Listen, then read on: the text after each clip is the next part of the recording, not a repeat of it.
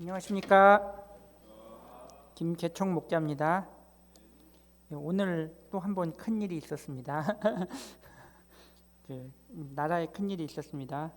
오늘 일을 보면서 세상을 지배할 듯한 대통령의 줄도 무너지는 것을 보면서 저도 많은 생각이 들었습니다. 오늘 안 그래도 제목이 하나님께 줄을 대세요입니다. 저와 여러분이 오늘 볼 말씀은 저와 여러분이 여호수아 2장 11절 너희의 하나님부터 읽고 제가 기도하고 시작하겠습니다. 시작. 너희의 하나님 여호와는 위로는 하늘에서도 아래로는 땅에서도 하나님이시라. 자, 기도하겠습니다. 하나님 아버지 감사합니다. 주님께서 이제 저희 가운데 함께 하시고 동행하심을 감사합니다. 저희가 이제 소망이 오직 하나님밖에 없음을 항상 기억하고 또한 이제 오늘 나오는 라합의 믿음을 통해 저희가 한 말씀을 배울 수 있기를 기도합니다. 함께 하시길 기도하며 예수님의 이름으로 기도합니다. 이번에 LA 말리부 카운티에 큰 산불이 났습니다. 많은 사람이 죽거나 실종되고 산불에 집을 잃었습니다. 우리가 잘 아는 야구선수 박찬호 선수 집도 타버렸다고 들었습니다. 그런데 제가 여기에서 소개해 드릴 것은 다음 사진에 등장하는 기적의 집입니다. 이 집은 주변 집들이 다 타버린 중에도 혼자 타지 않고 남아 있었습니다. 집주인도 화마가 왔을 때 자기 집이 남아 있을 거라고 기대하지 않았습니다. 그러나 화마의 위험 앞에 홀로 우뚝 서 있는 모습으로 그 집의 가치를 더욱 높이고 있습니다. 오늘 말씀에 나오는 라합은 여리고의 화마 속에서도 모두가 멸망할 때 홀로 하나님을 믿음으로 생명을 건진 위대한 여인입니다. 여기에 나타난 라합의 믿음을 우리 모두가 배울 수 있는 시간이 될 수 있길 기도합니다. 그 시대의 배경은 여호수아가 여리고 정복을 앞둔 시기, 장소는 가나안 건너편입니다. 거기서 바로 강을 건너면 여리고라는 성이었습니다. 여리고성은 가나안 지역의 관문으로 반드시 이곳을 통과해야 이스라엘의 수건인 가나안 정복전쟁을 이룰 수 있었습니다. 다시 말하면 이곳을 정복하지 못하면 가나안에 들어가지도 못한다는 말입니다. 그런데 여리고는 어떤 상황이었습니까? 적이 쳐들어온다네. 그런데 그 사람들은 누구고 어떤 민족이야? 바로 요단 동편에 있는 옥과 시온을 전멸시킨 이스라엘이래. 여리고는 삽시간에 소문이 퍼졌고 모든 백성들은 두려움에 떨고 있었습니다. 여리고 왕은 즉시 비상계엄을 선포하였고 며칠 전까지 웃고 떠들던 여리고의 거리에는 개미 새끼 한 마리 지나다니지 않았습니다. 성문은 굳게 닫혀져 있었습니다. 언론도 카톡도 차단되었고 누구든지 이상한 사람이 보이면 발포해도 좋다는 명령을 전군에게 내린 상태였습니다. 그때 여호수아는 시딤에 머물러 있다가 두 사람을 정탐꾼으로 보내어 그 땅과 여리고를 엿보라고 했습니다. 이때 오늘의 주인공 라합이 나옵니다. 라합은 어떤 사람입니까? 본문에는 그녀가 여리고의 기생신분이라고 나와 있습니다. 기생신분은 여리고 성에서도 가장 천한 직분입니다. 그녀가 금수저 출신의 대학 나온 엘리트 신분이었으면 과연 기생을 했을까요? 당연히 아닐 것입니다. 그녀가 기생을 하게 된 이유는 아무 소망도 찾아볼 수 없는 막다른 골목까지 몰렸다가 어쩔 수 없이 하게 되었을 것입니다. 그녀가 세상에서 기댈 만한 연줄은 아무것도 없었습니다. 일찍이 그녀는 가족들의 생계를 위해 소녀 가장으로 기생이 되어야 했습니다. 몸을 팔고 웃음을 팔며 소름을 달래보지만 고위 관리층의 놀이개가 되어 한많은 인생을 살아야 했습니다. 살아도 산 것이 아니고 죽은 거나 다름없었습니다. 그녀는 오늘 또 희망 없는 하루, 기쁨이라고는 찾아볼 수 없는 그날을 보내고 있었습니다. 그런데 이런 그녀에게 기회가 왔습니다. 정탐꾼 이스라엘의 첩자들이 집에 숨어들었습니다. 적어도 그 정도 상황이면 라합에게 있어서는 반전의 기회가 되면 분명합니다. 아마도 이 첩자들을 잘 먹이고 편안하게 지내게 했다가 여리고 경찰서에 신고해서 포상을 받으면 그녀는 지긋지긋한 기생을 면할 수도 있을 것입니다. 나라의 위기에서 맞선 구국의 영웅으로 이제 남은 여생을 편안하게 보낼 수 있었을지도 모릅니다. 이때 어떤 사람이 라합의 집에 이스라엘의 정탐꾼이 숨어들었다는 제보를 하였습니다. 이제 손 안 대고 코 푸는 것처럼 라합은 스파이를 잡기 위해 여기에 숨겨놓으라고 하고 제가 대적 이스라엘의 첩자들을 내놓겠습니다 하며 당당하게 알리면 될 것 같습니다. 그런데 그녀는 이와는 다른 어려운 결단을 하게 됩니다. 바로 정탐꾼들을 자신의 집 지붕 위에 숨긴 것입니다. 그리고 얼마 안 돼서 여리고 사람들이 그녀의 집에 들이닥쳤습니다. 라합의 집에 온 사람들은 말합니다. 내 집에 들어간 그 사람들을 끌어내라. 그들은 이 온 땅을 정탐하러 왔노라. 그들은 이 상황을 모두 알고 있다고 얼른 정탐꾼이 어디 있는지 말하라고 하였습니다. 숨어있던 자들도 라합도 긴장되는 일촉즉발의 상황이 되었습니다. 그런데 이때 라합은 당황하지 않고 침착하게 말합니다. 과연 그 사람들이 내게 왔었노라. 그러나 그들이 어디에서 왔는지 나는 알지 못하였고 그 사람들이 어두워 성문을 닫을 때쯤 되어 나갔으니 어디로 갔는지 내가 알지 못하나 급히 따라가라. 그리하면 그들을 따라잡으리라.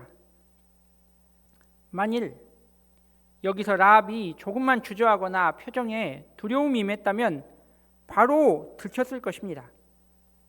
그러나 당황하지 않고 그 사람들이 이 집에 왔다가 도망갔으니 빨리 잡으라고 말하는 것입니다.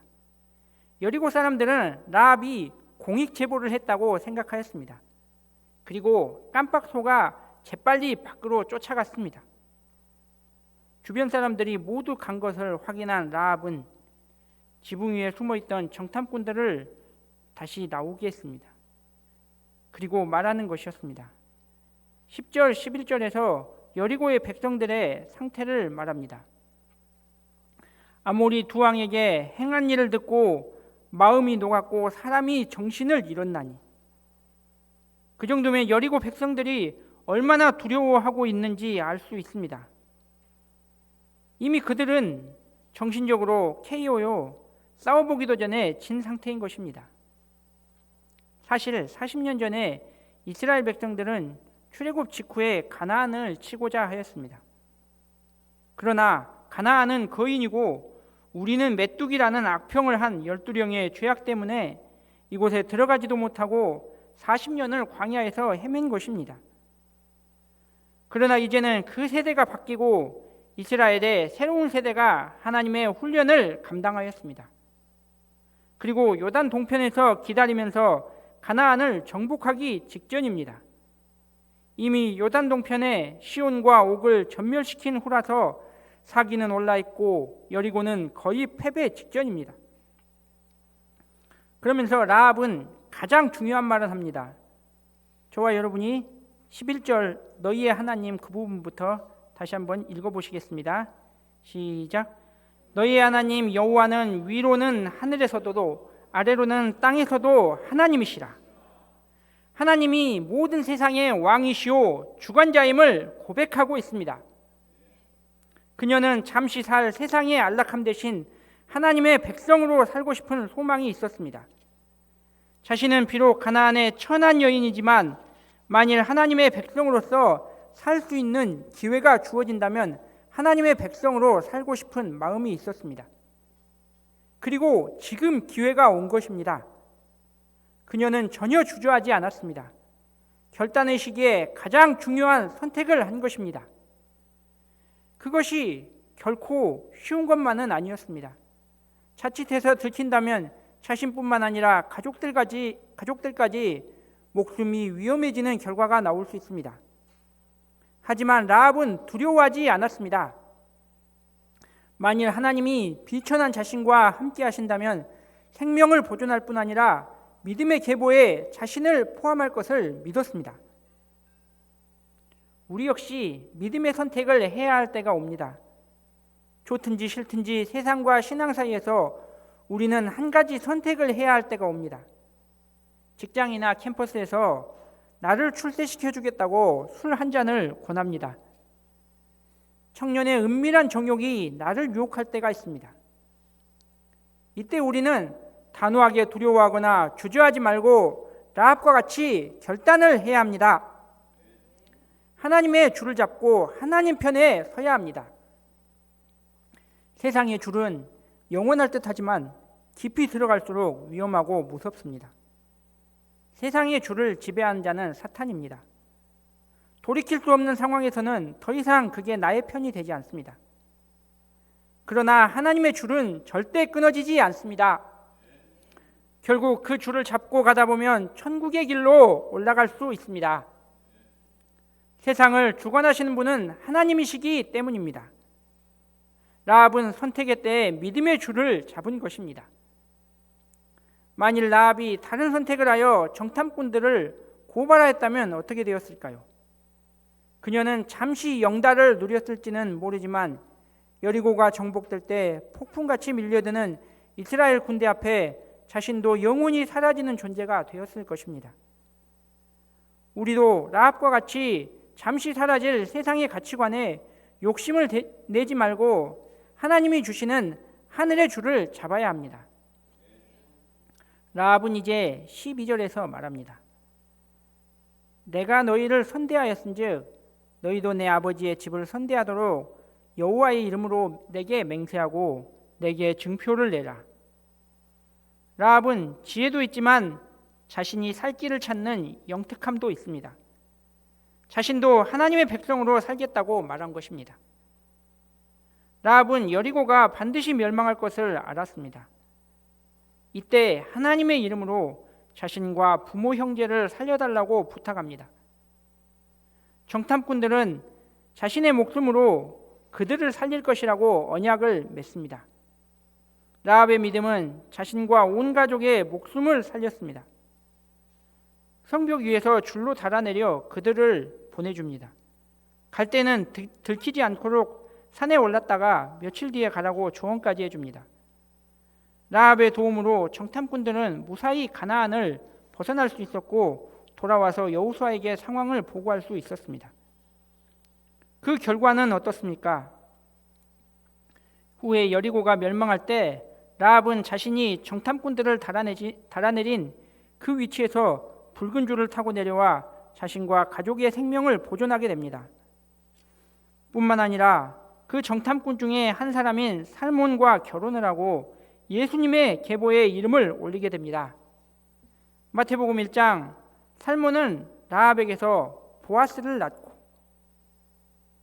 히브리서 11장 35절에서는 라합을 다음과 같이 표현합니다.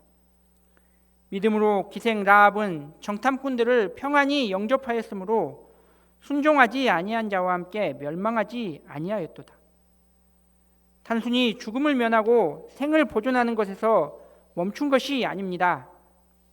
일개 가나안의 천한 기생으로 이름 없이 죽어갈 인생이 하나님의 가장 중요한 믿음의 역사에 쓰임받는 일이 일어난 것입니다. 우리도 하나님의 줄을 더욱 붙잡아야 합니다. 이는 단순히 이 세상에서 잘되기 위함뿐 아닙니다. 라합은 현재를 살아가는 우리에게 가장 극단적이고 믿음을 기대할 수 없었던 순간에도 하나님을 찾고 믿음을 찾는 한 사람의 모습을 보여줍니다. 아무도 하나님을 믿지 않는 여리고에서 다른 사람들은 두려움에 떨고 멸망의 길을 가고 있을 때 스스로 믿음을 찾고 개척하여 하나님의 이름을 찾았습니다. 우리도 모두 이 시대의 라합입니다. 믿음 없는 이 시대에 하나님께서 택하신 한 사람 한 사람입니다. 우리 모두가 하나님의 줄을 붙잡고 올 한 해 직장에서 캠퍼스 역사에서 승리하는 모두가 될 수 있길 기도합니다. 라합의 믿음을 통해 은혜를 주신 하나님께 감사드립니다. 저는 지난 25년간 하나님의 이름을 붙잡고 이곳까지 왔습니다. 저는 예수님을 만나기 전 가난한 집안 환경과 깨끗하지 못한 외모로 인해 아무도 알아주지 않고 친구들에게 친척들에게 무시받고 살았습니다. 저는 스스로도 패배자라고 생각했습니다. 그런데 하나님은 목자님을 통해 우리 모임에 부르시고 성경 공부에 초청해 주셨습니다. 하나님의 줄은 세상 연줄 하나 의지할 곳 없는 제게 함께 하셨습니다. 때로는 다정한 엄마의 모습으로, 때로는 근엄한 훈련관의 모습으로 보였습니다. 믿음의 길을 출발할 때만도 저보다 조금 더 인간적으로 나은 조건의 친구들이 많이 있었습니다. 그러나 저는 신앙의 고비가 찾아올 때 믿음의 길을 포기하지 않았습니다. 이 하나님의 길이 아니면 나를 살릴 수 있는 길이 없다는 것을 알았습니다. 그래서 끝까지 말씀으로 훈련받고자 결단했습니다. 믿음의 길은 축복을 받는 자리입니다. 그러나 본문의 라합이 믿음을 체험할 때처럼 그냥 순풍의 돛담배처럼 가는 것이 아니라 죽을 고비, 위험한 고비를 넘기면서 믿음을 배우는 자리입니다. 저는 신앙생활 중에 사랑하는 사람을 떠나보내는 아픔도 있었습니다. 모함을 받아 승진을 오랫동안 못하고 후배 밑에서 일을 해나가야 하는 일도 있었습니다. 그러나 그럴수록 하나님의 줄을 굳게 붙잡았습니다. 하나님의 줄은 내게 있어서 생명수와 같았습니다. 세상 사람들이 자기가 의지할 줄을 찾다가 그 줄이 썩은 줄을 알고 패닉에 빠질 때도 저는 하나님의 줄을 잡고 있어 비록 힘들어도 그 결과가 선으로 이루어진다는 것을 알게 되었습니다. 어려운 양들을 돌아보고 섬기며 기도하고 또한 나 역시 많은 목자님들의 기도 지원을 받아서 어려운 순간들을 이길 수 있었습니다. 이번에 13년 만에 승진하고 유치원으로 발령이 났는데 사람들은 물었습니다. 무슨 빽이 있기에 그 자리로 들어갔냐고 물어보았습니다. 왜냐하면 승진할 때는 대부분의 사람들이 어려운 자리에 들어가서 고생을 많이 합니다. 그 자리는 아무나 못 들어가는 자리라고 합니다. 그것은 어떤 세상적인 줄이 아니라 하나님의 줄을 잡고 인내하며 꾸준히 믿음 생활을 한 결과입니다. 저는 송정리, 하남, 화순 등 계속 먼 곳으로 발령날 때 절망하기보다는 버스 안에서 말씀을 붙잡고 매년 성경 일독을 하였습니다. 피곤해도 가정 성경 읽기 모임을 꾸준히 이루었습니다. 내가 믿는 하나님이 나와 함께 하실 것을 놓지 않았습니다. 처음에는 잘못된 소문이 퍼지는 바람에 내가 발령나기 전부터 문제 있는 사람으로 알고 경계하던 사람들이 나와 같이 근무하던 중에 그 소문들이 거짓임을 알고 진실됨과 성실함을 인정해 주게 되었습니다. 그리고 그 사람들도 내가 잘 되었을 때는 진심으로 축복해 주는 것을 체험하였습니다. 그것은 이 세상에서 단순히 잘 나가는 축복만이 아닙니다. 더 나아가 천국에까지 이르는 축복입니다. 저는 몇 년 전 수양에 다녀오던 도중 이번에 소천하신 전규조 목자님의 간증을 들었습니다. 목자님은 십자가에 매달렸던 강도가 자신을 향해 밝게 웃고 있는 꿈을 꾸었다고 말씀하셨습니다. 그 표정이 너무나 해맑아 자신도 하늘나라에 그렇게 들어가고 싶은 소망이 있다고 했습니다. 이제는 그토록 바라던 천국에 들어가 그 기쁨을 누리고 있을 것을 생각할 때 다시금 감사가 됩니다. 아마도 라합도 이런 것들을 바랬을 것입니다. 자신의 생명을 단순히 이어나가고 유지하는 것뿐 아니라 하나님의 나라에서 천국을 바라보며 예수님과 함께 있을 소망을 가졌을 것입니다. 그것이 가나안이라는 영적 절벽에서도 핀 한떨기 꽃과 같이 아름답고 빛났을 것이라고 믿습니다. 하나님은 올 한 해를 시작하며 라합의 믿음을 통해 다시금 제 안에 잃어버렸던 비전과 새로운 방향을 주시기를 원하십니다. 그동안에는 양들과 선교 역사를 위해 기도하는 중보자로서 역할을 잘 감당하지 못했습니다.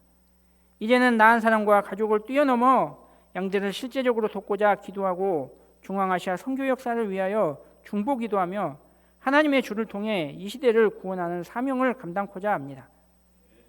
하나님은 저 한 사람을 이 어두운 시대를 살린 데 쓰임받게 하실 것을 믿습니다. 제가 올 한해 사명을 감당하며 캠퍼스와 세계 선교 역사에 실제적으로 쓰임받는 믿음의 사람이 될 수 있기를 기도합니다. 결론적으로 라합은 가장 어려운 상황에서 정탐꾼들을 영접하고 살림으로 자신과 가족의 생명을 보존할 뿐 아니라 천국으로 들어가는 하나님의 줄을 붙잡았습니다. 우리가 이 시대에 하나님의 줄을 붙잡음으로 나의 영적인 생명을 살리고 올 한 해를 승리하는 믿음의 삶이 될 수 있기를 기도하고 구합니다. 제가 기도하고 마치겠습니다. 하나님 아버지 감사합니다. 주님, 이제 저희가 끝까지 이제 라합의 믿음을 통해 하나님의 줄을 붙잡고 믿음으로 승리하는 삶을 살 수 있도록 허락하시기를 기도합니다. 어떤 상황이 와도 믿음의 길을 포기치 않고 항상 나아가는 삶을 살 수 있기를 기도합니다. 이 시간 주신 감사드리고 살아계신 예수님의 이름으로 기도합니다.